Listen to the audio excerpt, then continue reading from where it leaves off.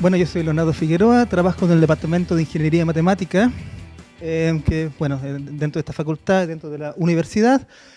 Y bueno, un poco es el título, voy a hablar de la noción de aproximación en general.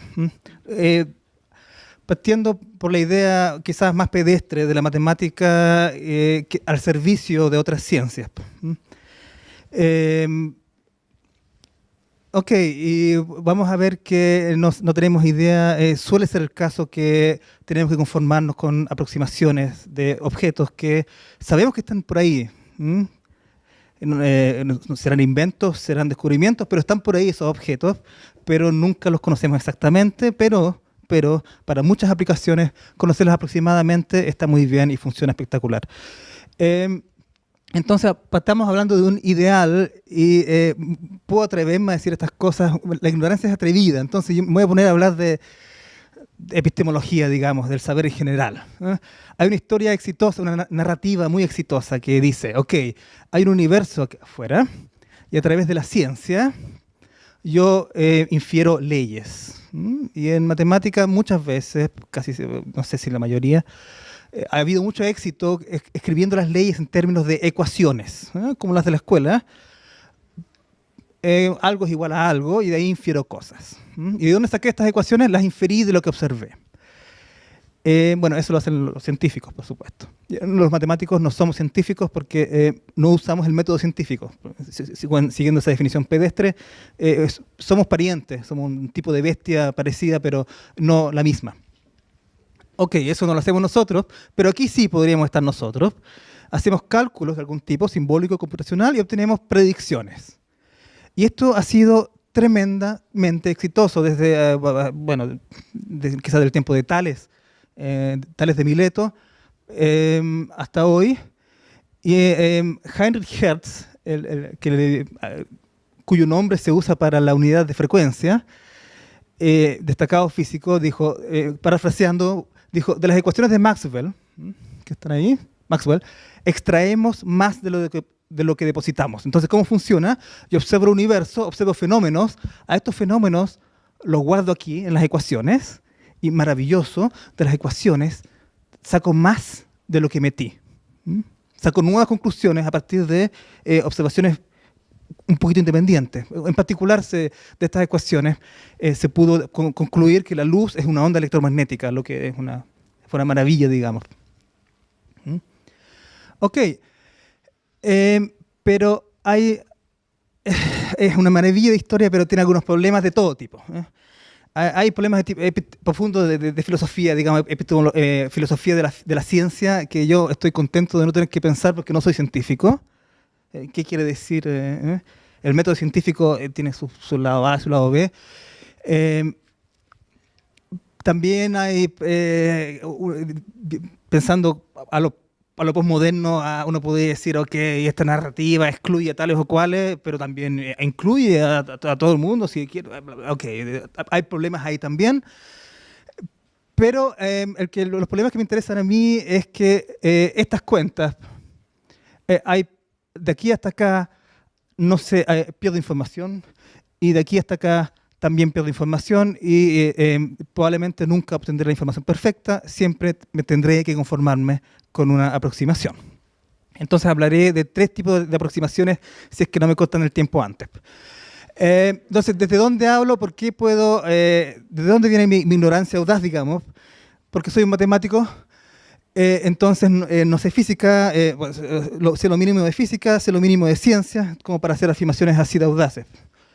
Si supiese más no podría, ¿no? Porque sabría que no me atrevería a decir estas cosas. Pero, ok, esto es una clasificación de las matemáticas muy, muy, muy somera. Y en particular, esconde las relaciones que hay entre una y otra rama de la matemática, que son profundas. Pero bueno, en lo que hago yo, trabajo en esta rama, aproximaciones y expansiones, y análisis numérico.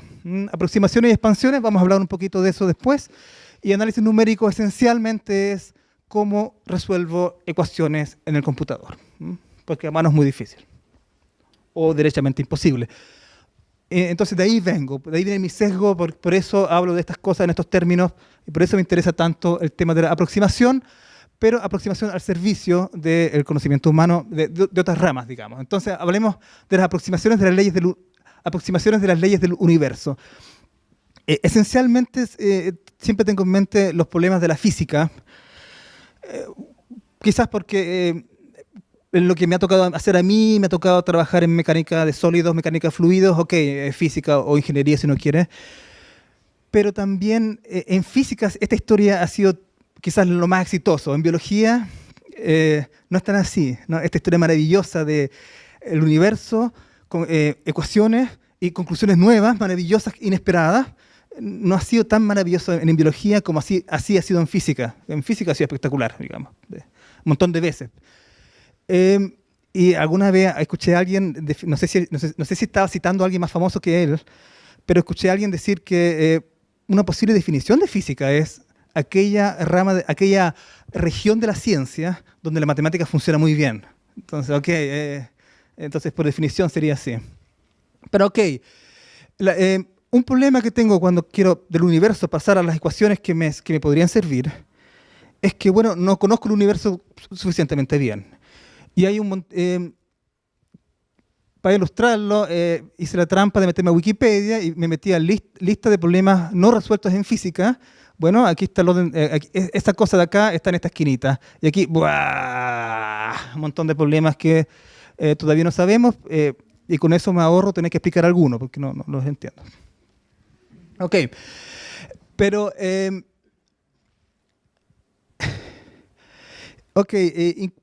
hay ecuaciones bien fundamentales de la física y quizás de otras ciencias en las que uno confía, incluso en parte porque son bellas, ¿no? Entonces es un criterio en que uno confía en esas ecuaciones, por lo menos en ciertos regímenes, en ciertos órdenes de magnitud, en ciertos fenómenos. Pero no puedo resolver las ecuaciones, son demasiado difíciles. Y aquí hay un ejemplo mini, en el sentido de que es fundamental para entender otras cosas, pero es tremendo, porque no puedo resolverlo.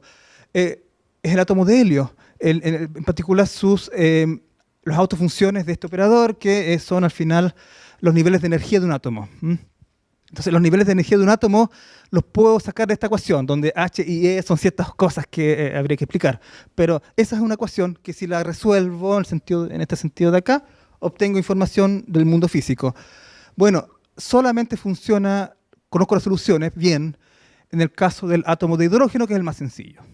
El siguiente más complicado, el helio, ya no puedo. Tengo que ponerme a hacer aproximaciones ingeniosas. ¿No? En el caso del hidrógeno, fórmula exacta, conocimiento perfecto. De ahí en adelante, aproximaciones.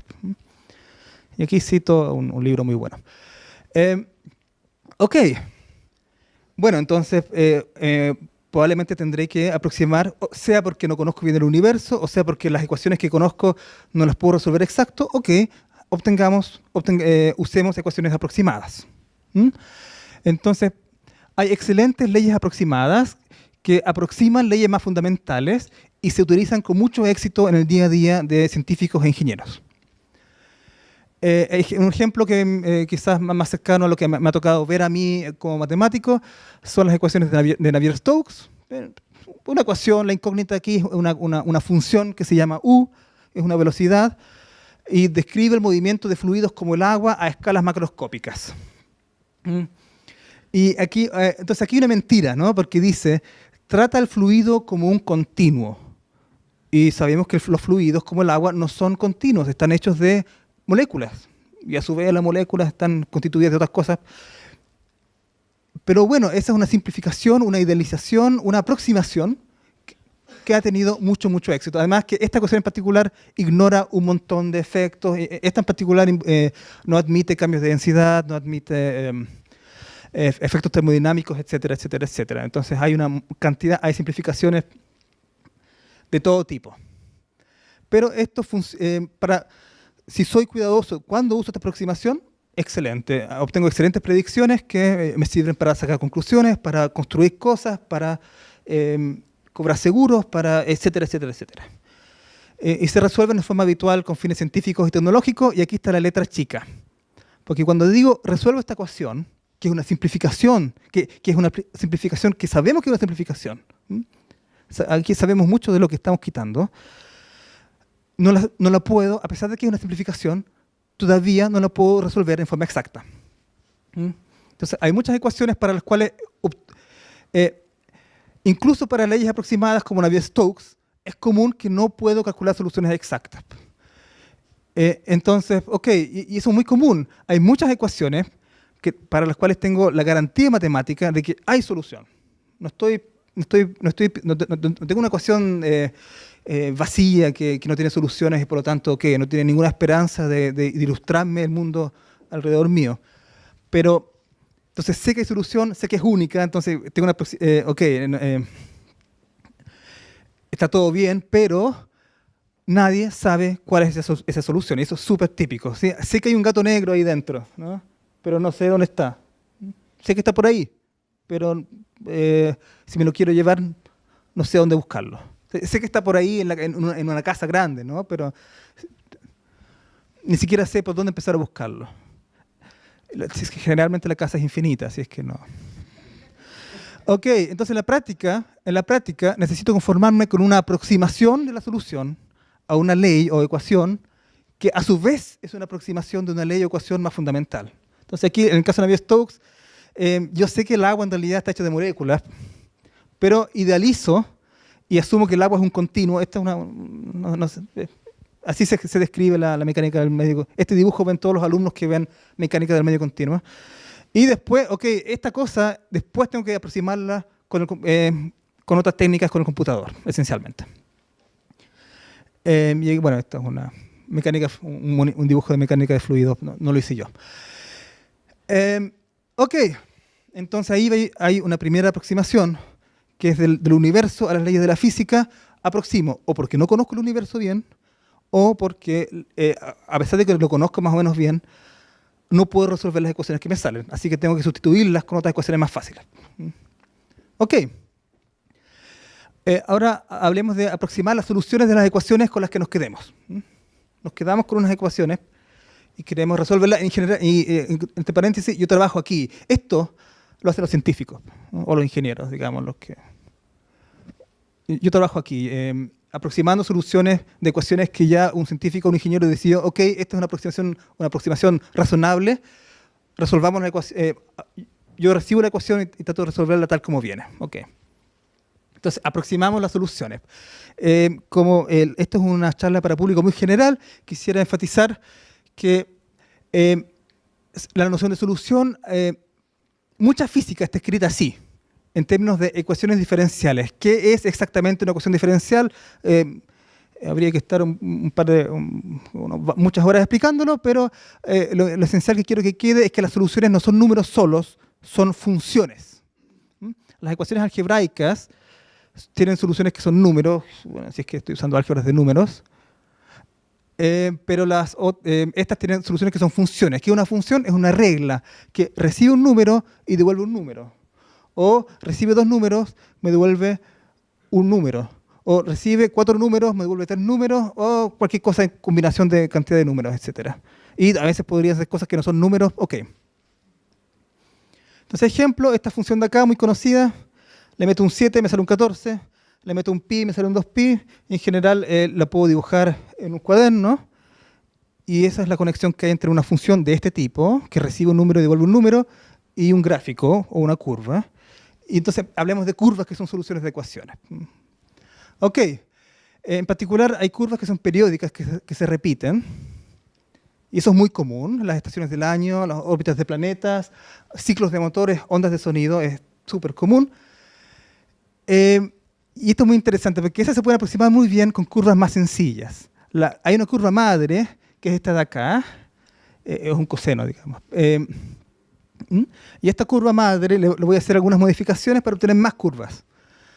Le voy a cambiar la fase, o sea, voy a partir esta parte acá, y la otra, bueno, con esta parte, esta llega por acá. Tienen distinta partida. Eso es un cambio, se llama cambio de fase. Otra cosa que lo puedo hacer es reescalar el tiempo.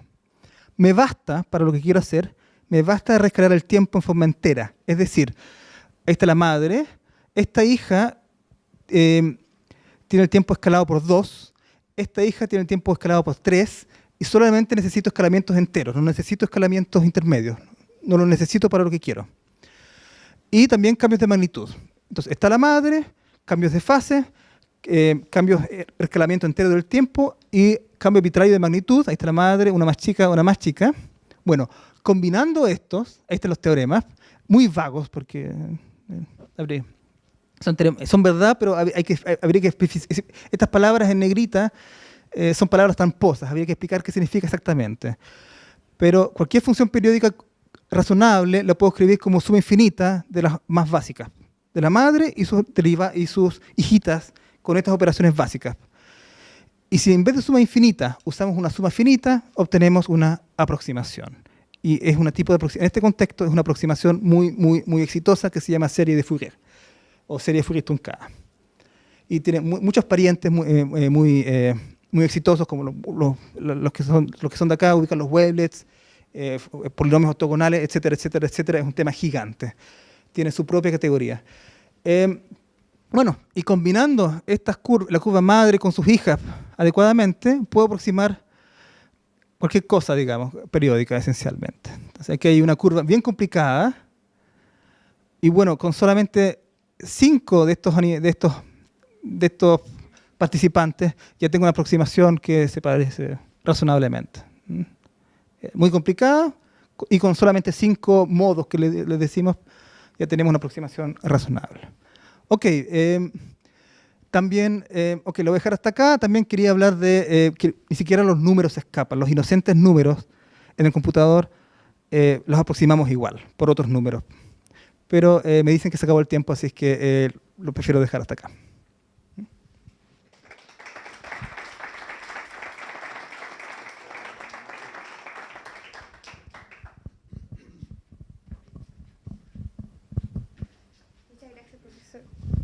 Bueno, antes de entregarle el recuerdo de su participación, quiero invitar a los asistentes a que consulten. Ya.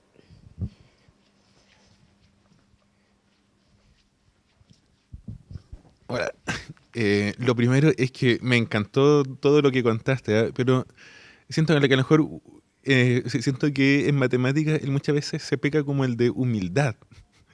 Sí, o sea, sí, es cierto que las matemáticas no son una ciencia en el sentido, bueno, de que no siguen el método científico y ni siquiera pretenden describir el universo. Sí, en fin. Pero eso no significa que no sean valiosas. O sea, yo soy físico, pero cada día me gustan más las matemáticas, digamos. O sea, quizás es de las cosas más valiosas que haya creado la mente humana, digamos. Y lo otro es que de hecho, por ejemplo, en general eso que tú mostrabas de que en ciencia se parte de lo que se observa, eso es cierto, muchas veces pasa y era cierto más o menos hasta el siglo del XIX, pero en el siglo XX, justamente la gran revolución fue que muchas veces se partió de las matemáticas para predecir cosas que finalmente después se pudieron observar, así que las matemáticas son geniales, digamos, ese era el punto, ¿no? En fin. Ese era un comentario nomás que quería hacer, ¿no? O sea, no, o sea, que eso, o sea, como que siento que a veces en matemáticas se peca como el de exceso, como el de humildad, o sea, son fantásticas, digamos.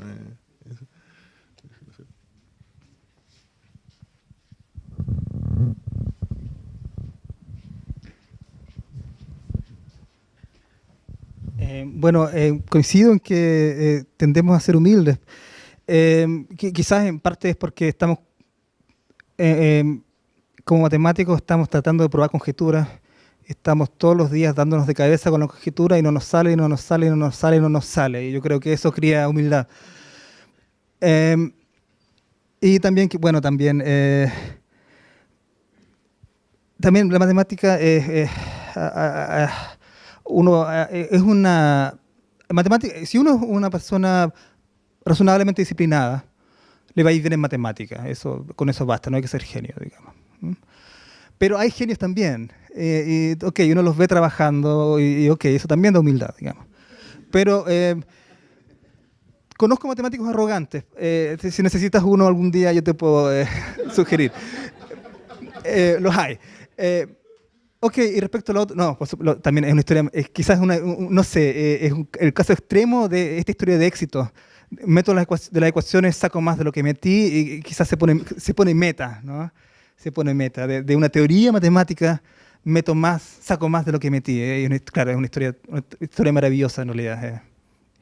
Sí, sí. No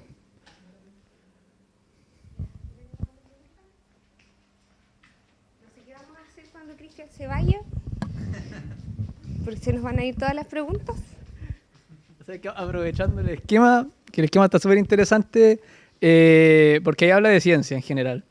Entonces, quizá pienso, no sé, ¿será el fin de toda la ciencia finalmente matematizarse? O sea, ¿será como el objetivo al cual quieren llegar o no lo sé? Esa es como la pregunta que tengo. O sea, quizá el modelo de, no sé, de ciencia sea precisamente este esquema y quizás no hemos llegado, quizás como usted comentó en la biología, quizás no tienen resultados tan espectaculares o tan predictivos, cuantificables, porque no han llegado a este esquema. Pero quizás es una buena pregunta saber si efectivamente todos llegarán a eso en algún momento. No sé qué piensa usted. Pues.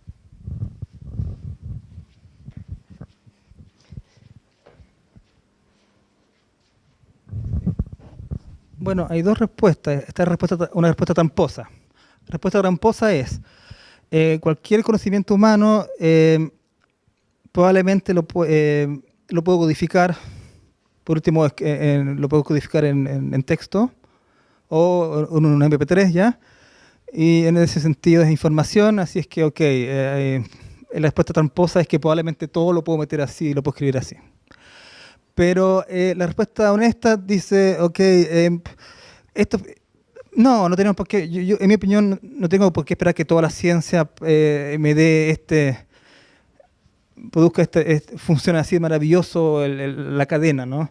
En particular, bueno, hay ciencias que describen cosas que son difíciles de componer, ¿no? Describo un fenómeno, pero lo describo en un promedio, ¿no? Entonces, si lo compongo con otro fenómeno que también funciona en el promedio, la cadena de razonamiento es cada vez más débil y hay ciencias que son así, intrínsecamente. Entonces, probablemente no llegue a algo tan espectacular desde este punto de vista, pero no significa que sean áreas de conocimiento humano que sean inferiores o no interesantes. Pero, claro, bueno, ahí está de nuevo. ¿Es que la física es tan exitosa que funciona así? ¿O es al revés? Que lo exitoso lo llamamos física. Bueno, claro.